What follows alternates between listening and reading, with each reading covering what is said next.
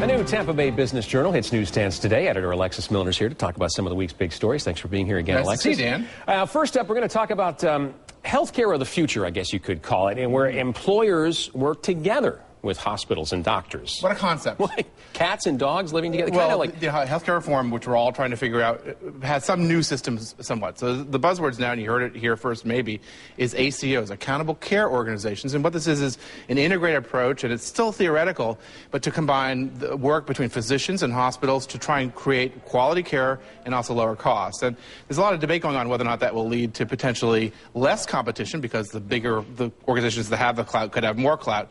But this is the example of healthcare reform trying to work itself out and hopefully provide better care. And again, what a concept. There may be some downsides, though. There may be, because there could be some antitrust issues, too. But I think this is something we're going to hear a lot more about in the future, especially as healthcare reform works itself out. All right. Coming up next, a night of entertainment in St. Petersburg that offers a great chance for networking. Well, this is something called Chilllounge. A Sarasota art gallery owner has sold his gallery last week, but for the last 3 or 4 years throughout the state of Florida, he has these Chilllounge nights. He's going to expect 3,000 people at Straub Park for the second or third year in a row. People like to get together and sit. He started by buying furniture and having people sit outside.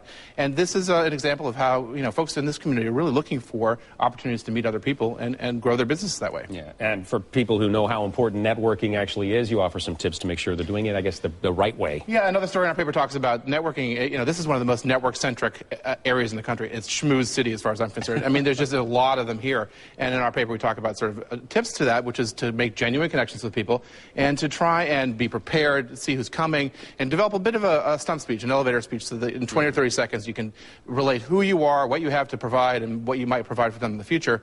And this is the way, it can be daunting going into a room and trying to make connections with people, and hopefully, you get better at it and then grow businesses and make connections. There you go. Practice, practice, practice. That's all it is. All right, thanks, Alexis. Appreciate it. Dan. Have a great weekend. You too. For more Business Journal headlines, head to our website, abcactionnews.com/business.